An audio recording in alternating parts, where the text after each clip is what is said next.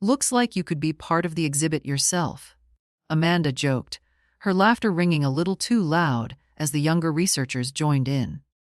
"Maybe we should catalog you with the fossils." I didn't answer. I just tipped my hat against the glare and brushed carefully at the soil edge, pretending not to notice. But of course I did. Everyone did. We were working at a dig site in southern Utah, one of those university projects Amanda led with authority. "She'd brought me along," she said, "for fun, for company, for a change of scenery." The words had felt less like an invitation and more like permission to tag along. Amanda was 45 now, respected, sharp, a leader with a clipboard in hand. Her field was archaeology. Mine had once been history, before the years buried that career beneath layers of dust. Now she rarely called me, in public. It was always Martha, followed by instructions or corrections, like I was a student who kept mishandling the tools. By midday, the desert sun pressed hard. My knees ached. My sleep in the sagging tent had been poor, and Amanda's mocking words replayed in my mind. I sat apart at lunch, chewing on a granola bar while the students clustered near her, laughing. She even mimicked my voice to make them laugh harder. Once, she had leaned on me for strength. Now, she wielded her strength like a knife. Even my grandson, Oli, barely looked my way. 16 and restless, he hid in his phone. At dinner, he joked about not sitting near me because I smelled like old books. No one corrected him. No one remembered the nights I wrote lectures while rocking him to sleep. That evening, dust stormed through camp. Later, they gathered at the fire. Guitar, marshmallows, stories about fieldwork. Amanda shone at the center, hair pulled back, wine in hand, commanding every laugh. I found a seat at the edge, in the shadows, listening to a world I once belonged to but no longer spoke the language of. Amanda interrupted herself mid-story to mention one of my old lectures, then cut me off before I finished. The group chuckled politely. I let it die there. When she stood for more wine, I slipped away into the darkness, climbed a small rise, and sat breathing the silence. From that distance, the fire was a dot in the sand, voices faint. I thought about how old age erases you, how you fade from a person into a task for others to manage. Later, when dawn broke, I was already awake, sipping bitter instant coffee alone. Oli sat nearby, earbuds in, his face blank as stone. Amanda emerged brisk, clipboard ready, tossing a flat morning, my way without slowing down. Then we marched to the trench again, me behind the rest, a ghost from another time. She assigned me the same task as yesterday, brushing the northwest corner, a safe little patch far from where the real discoveries might be. "Careful not to mix the layers," she called out, making sure the others heard. I gave her a stiff smile. I'd been teaching stratigraphy before she could spell the word. I lowered myself to the ground, my knees creaking their complaint, and steadied my hand on the dirt wall. The slow rhythm of brushing soothed me. The repetition, the hush of it all, was the only part I still enjoyed. Time blurred, an hour, maybe two, before my brush revealed something small. A shard, perhaps a piece of pottery or tool. I held it up carefully. Amanda walked past without glancing. Instead, she told a student, "That's why you have to be cautious with volunteers. Older helpers mean well, but they can ruin a whole section if you're not careful." She didn't name me, but her meaning was plain. I placed the fragment back with exaggerated care, as if her dismissal required extra reverence. At lunch, I avoided the group table and sat in the shade of the equipment tent. My sandwich was dry. My hands trembled as I unwrapped it. From nearby, I caught Amanda's voice, lilting with laughter. "She's harmless," she said. "Just out of touch. She likes being included. Let her feel useful. Let her feel useful. Like a dull knife tucked in a drawer. Not sharp enough to cut, not sentimental enough to keep." Her words pierced, though they weren't new. Only louder this time. For years I'd told myself Amanda's sharp edges were grief, or stress, or ambition hardening her. But they weren't. They were choices. Choices she made again and again. That night in my tent, I didn't cry. I opened the small notebook I'd brought and tore out the first page. Then I began a list. Call lawyer. Visit bank. Change account authorizations. Review will. Remove Amanda's name, maybe leave Oliver. Maybe. The pen scratched steadily, not anger, not shaking, clarity. In the stillness, I imagined my late husband's voice, Ryan dry finally Mar. At sunrise I packed neatly. Folded blanket, rolled cot, zipped bag. Slipped a note under the coffee pot heading home. The air doesn't agree with me. Thanks for the invitation. No farewells. Amanda's tent was closed. Her clipboard propped like a shield. Oliver was nowhere. The camp driver shrugged when I asked for a lift to town. The road back wound between pale cliffs. For the first time in days, I felt like I could breathe. At the airport, I bought the earliest ticket out. No checked bag, no delays. Strangers on the plane meant freedom, no one expecting me to laugh at another jab. I didn't go home first. I went straight to the bank. The clerk was young, polished nails, professional smile. Her expression shifted slightly when she saw my balance. Of course. Kenner, she said when I asked to revoke Amanda's power of attorney and account access. Do you want to add someone else? Not today. Later, I scheduled a meeting with the estate office. My will needed a correction. Some names were errors. Back home, I set the kettle on and sat at the kitchen table. The quiet was thick but kind. I should have cried.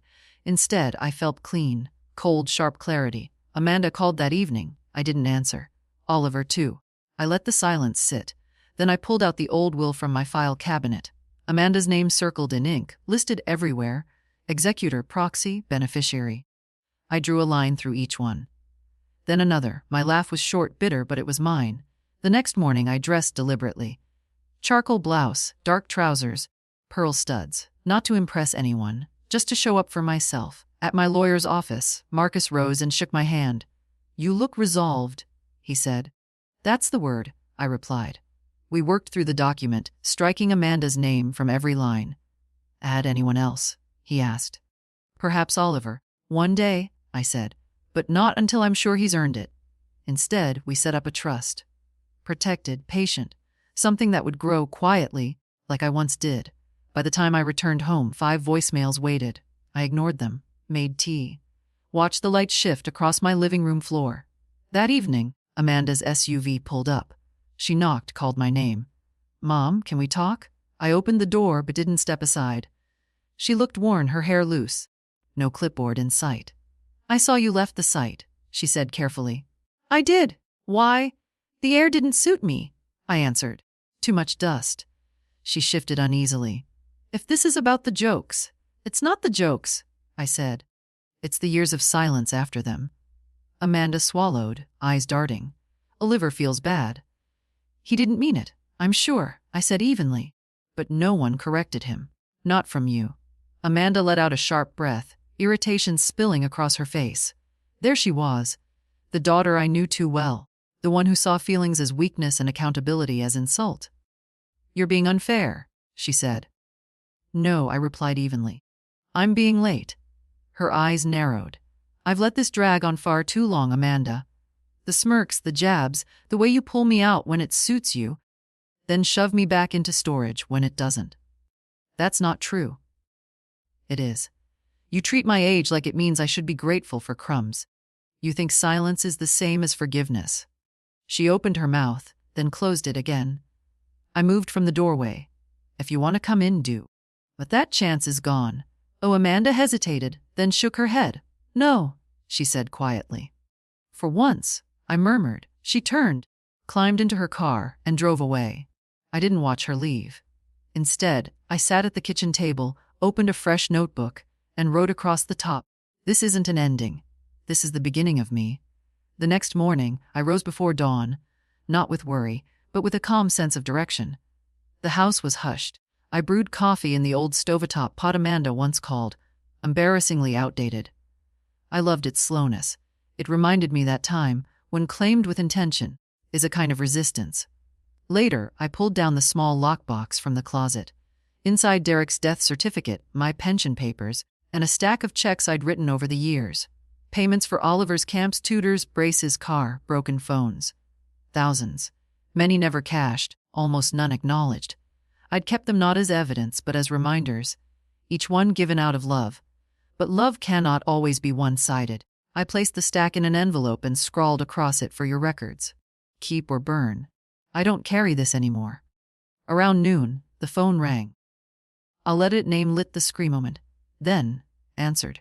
"Hi, Grandma," he said, his voice quieter than usual. "Hello, Oliver." A pause then. "Are you mad at me?" I watched a squirrel dash along the fence outside, leaves curling at the edges of summer. No, I said finally. Not mad. Just clearer. He was quiet. I've been thinking about what you said at the site. That was just a joke. I didn't mean it. I know, I said. That's what makes it worse. Silence stretched. Then he whispered, Mom says you changed things. That you took her off stuff. So she's noticed. I thought, smiling faintly. Yes, I told him. I've made changes. Many. But why? We're family. Family. I repeated. That word only matters when people act like it. Another silence, smaller this time. Do I still matter? The question pierced me. Amanda had never once asked it. That depends, Oliver, I said softly. On what? On what you choose to do next. He didn't reply. Maybe he couldn't. Tell me, I said gently. If I'd never paid for anything, never lifted a finger financially, would you still have visited me? Still nothing. I love you, I said. Always will. But I won't bankroll silence, he whispered. Okay. We hung up. I didn't cry. I didn't feel triumphant either. I felt aligned.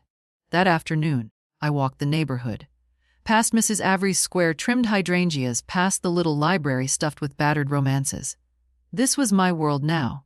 Quiet, ordinary mine. Not some desert site where I had to beg for space to exist. When I came back, a voicemail waited. Amanda's clipped voice. I hope you're happy. Oliver's upset. I hope that was worth it. I deleted it before it ended. That evening, I opened the windows. The air smelled of soil cooling after heat, of endings, and of beginnings. The next day, I returned to the bank. Not to undo anything, this time to create something new. A trust. The woman at the desk greeted me with a warm smile and sharp eyes. I trusted both. I want an irrevocable living trust, I said. Do you have a beneficiary in mind? Yes. I slid a slip of paper forward. My grandson, Oliver. But only eyebrows rose. What terms? No access until 25. No withdrawals except for school or health. Quarterly check ends with a neutral advisor. If he skips them, the trust freezes. If he walks away completely, it dissolves. She nodded, taking notes. That's precise. It must be, I said. I've seen what money does when left unchecked. Page by page, I read and signed. Amanda would have skimmed. I found comfort in the detail. When we were done, the trust was secure. One more thing, I said. Mark my file. No inquiries from Amanda Kenner are ever to be honored. The clerk's mouth curved into a professional line. Understood. I left the bank lighter, not joyful, but steady. At home, I noted in my planner trust. Done. That night, Amanda's text arrived. You're really doing this. Cutting me out after everything. I typed back, you made that choice long before I did. I'm just signing the papers. No reply came. I hadn't expected one. Later, I pulled an old book from my shelf. The Power of the Absent Voice. A history of women written out of memory by fathers, husbands, sons. I had loved it once.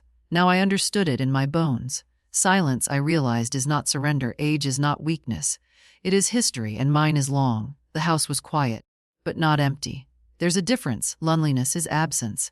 What I felt was presence, of memory, of intention, of a self I'd misplaced and finally invited home. After dinner, I sat at the kitchen table and drafted 2 letters. The first was for Amanda. It wasn't sharp or cruel. There was no need for that. She had already spent years confusing truth with punishment. I wrote, Amanda, this isn't anger. It's clarity. In your career, you've always valued boundaries, but at home, you've trampled mine. For years, I've given in ways you could tally. Money, favors, quiet compliance. But I've learned that love stripped of dignity is only dependence. That pattern ends with me. You are my daughter, and I will always hope for your well-being. But I no longer owe you a version of myself that makes your conscience comfortable. I signed it, Martha. Not Mom. Not to wound her, but because this was no longer the voice of a mother begging for reconciliation. It was the voice of a woman reclaiming her ground. The second letter was for Oliver. Oliver, you asked if you still matter. The answer is yes. Enough that I want to give you a chance to prove yourself. I've set up a trust in your name. You won't have instant access.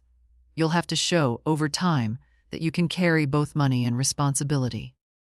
If you choose not to, that's your right, but it will be your loss.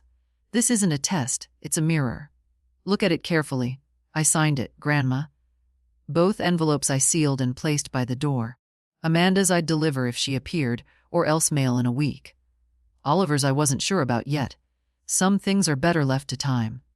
The next morning, I went to the bookstore. A real one, the kind Amanda once dismissed as quaint in a sad way. I browsed at leisure, savoring the smell of paper, the soft reverence of the aisles. I bought 2 novels, a fresh journal, and a plain language guide to estate planning. I didn't need the last one. I'd already taken care of the details, but I liked knowing more than anyone expected me to. At home, I found a voicemail from Amanda. Her voice was quieter, hesitant. I read your letter. I don't know what you want me to say. Maybe there's nothing to say. I didn't realize it hurt you like that. I thought you were used to it. That you didn't notice. Oliver's upset, but maybe that's good. I'm not good at this, Mom. I relied on you making things look easy. I paused the message there. That had always been the problem. They thought my silence meant permission. I let the rest play, then deleted it. No apology, but a flicker of recognition. That was enough for now. That evening I sat on the porch with mint tea as the sun slanted golden across the street. A little girl waved at me while chalking the sidewalk. I waved back, no performance. Just presence. The following day, I visited Caroline. She opened the door before I could knock. You look steady, she said. I am, I replied. And I need tea. In her kitchen, nothing had changed. The same tablecloth, the same cracked teacup she refused to throw out. We settled in as if no time had passed. She asked gently, "What did Amanda do?" "She embarrassed me," I said. In front of Oliver, over and over. And I let it happen. Caroline nodded without surprise. And now, I changed my will. Her smile was small but certain. Good. We sat in companionable silence until she spoke again. I remember when Amanda was little. She clung to you like she'd never let go. She outgrew it, I said. No. Caroline corrected softly. She grew around it. Different thing. I sipped my tea, unsure if I even wanted Amanda back, even if she begged. Caroline leaned forward. Forgiveness isn't an obligation, it's a door. You decide if it ever opens. When I left, she hugged me tighter than expected. You're still here. Kind of hug, and I was still here. On the drive home, I stopped at an art store. I hadn't walked through one since Derek died. I bought a sketchbook, charcoal pencils, and watercolors. The clerk asked, "Starting something new?" "Yes," I said. Something I forgot I loved. That night, I set the materials on my old sewing table. I didn't draw yet. I just held the pencil, felt its weight, its steadiness. Tomorrow I would begin. Amanda looked away, and the quiet between us thickened, heavy with everything we had left unsaid, covered by polite smiles. "So, that's all?" she asked softly. "No," I answered. "That's where it begins." Her brows pulled together. "I'm not disowning you," I continued. "But being my daughter doesn't give you automatic rights to my forgiveness or obedience. Those are earned. If you want them, you'll have to start again. As though meeting me for the first time, not as someone you think you own." Amanda shoved her chair back, the legs scraping the floor. "You're overreacting," she snapped. "I'm being intentional," I replied. She moved to the door. "Oliver's furious. He feels left behind." I raised an eyebrow. "Imagine that." Her hand froze on the knob. "You'll regret this." "I already regret what I allowed," I said. This is me remembering who I am." She left, and I watched her fumble with the car keys, then drive off. I didn't feel triumphant. I felt clear. Sometimes that's better. That evening, I opened my sketchbook for the first time in years. My hand was steady on the pencil. I didn't draw Amanda or Oliver. Instead, I drew an older woman sitting tall in a chair, her hands resting firmly on the arms, her face calm, unapologetic. Beneath it, I wrote, "Some foundations take years to settle. Some women are the structure." A few days later at the pharmacy, a young woman called my name. As she rang up my medication, she glanced at the label.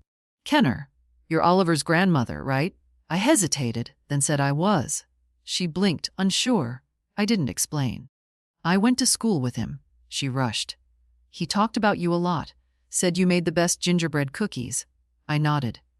"He even brought some once. Said it was a family secret." That made me laugh quietly. Not from humor, but from recognition. Typical Oliver, claiming something he couldn't make. As she handed me the bag, she paused. You seem like someone people underestimate. That's a mistake. It wasn't flattery, it was observation. Thank you, I said. Walking home in the rain, I let it soak my sleeves. It reminded me I was still here, still touchable. Later, I pulled out the tin of cookie cutters I hadn't used in years. Stars, bells, the gingerbread man. I sifted flour, softened butter, baked until the house smelled of December. When the cookies cooled, I placed them in a tin. Not for Amanda, not for Oliver, for me. That night I wrote in my journal, stop proving your worth, start living it. The next morning, I opened Derek's old box, untouched for over a decade. Inside were tokens of his life, tuck clips, his badge, a photograph, and letters. We had always written to each other small notes tucked away. One was addressed to me, M. If you're reading this, I went first. Don't shrink for anyone's idea of grief. Don't trade your voice for acceptance. If Amanda forgets who you are, let her miss you. You've always been the strongest in the room. Keep walking forward. I didn't cry, but I felt the truth burn in my chest. Later that week, I joined a small history group at the community center. Retired teachers, hobbyists, a few older than me. I shared about the excavation I'd worked on, and for the first time in years, someone listened without questioning my value. As we finished, a woman with untamed curls asked, "You coming back next week?" "Yes," I said, smiling.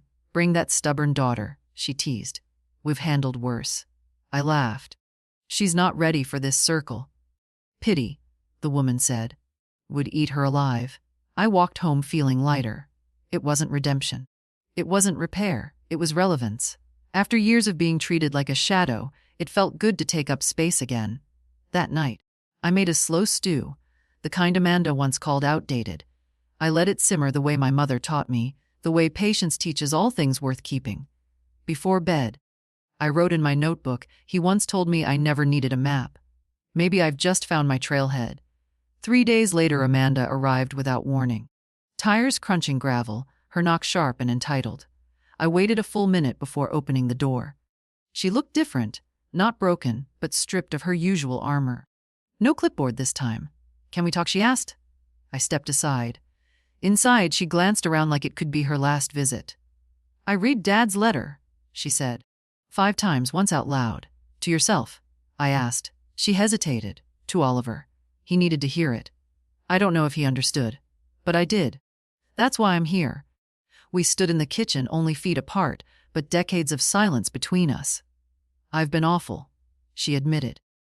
"It's not enough," I said evenly. "But it's a start." She looked at me, truly looked. It wasn't intentional. "I just got used to you fading into the background." "You didn't get used to it," I replied. "You trained for it." She closed her eyes. "I was angry when Dad died. You seemed unshaken. I wanted you to fall apart too. But I couldn't," I said softly. "I had to keep the house standing. And I resented you," she whispered, "because I didn't know how to hold anything myself." We sat, not as mother and daughter, but as 2 women finally done with pretending. "I don't expect forgiveness," she said. "I'm not a bank," I told her. "You don't get to make withdrawals forever and then ask for credit." She nodded, unflinching. "But I am still your mother," I added. "And that means I'm built to hope." Her voice cracked. "I don't want money." "That's not why I'm here." "I know," I said, "because you already lost it." That struck her. But she pressed on. "I want us to meet somewhere, not physically, emotionally, as equals." I took a long breath, remembering her as a baby, holding my thumb with everything she had.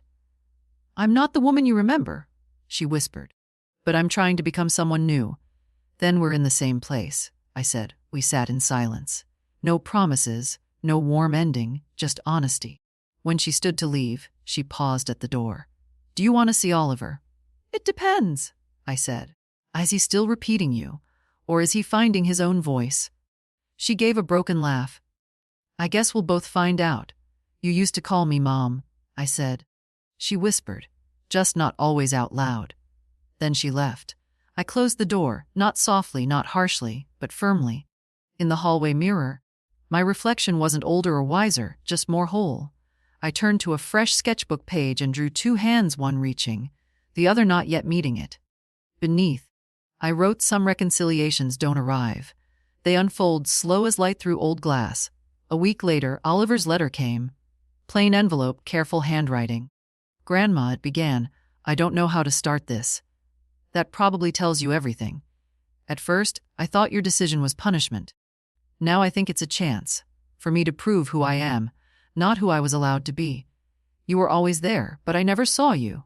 I want to see you now, not because of money, because you're the most interesting person in this family, and I've barely begun to know you. I read it 3 times, no tears, no smile, just a chest suddenly less heavy. I placed it beside Derek's letter, not because they matched, but because they both saw me. Life shifted. I joined the history group. I baked gingerbread for myself, no occasion required. I rewrote my will. Amanda isn't erased, only moved down. Oliver still included, with a condition, to write about the man he chose to become. The rest I left for women who start again after 60. And I began again too. Sketching, teaching, walking. Speaking not louder, but without permission. This isn't a redemption story. I was never lost. I was unheard.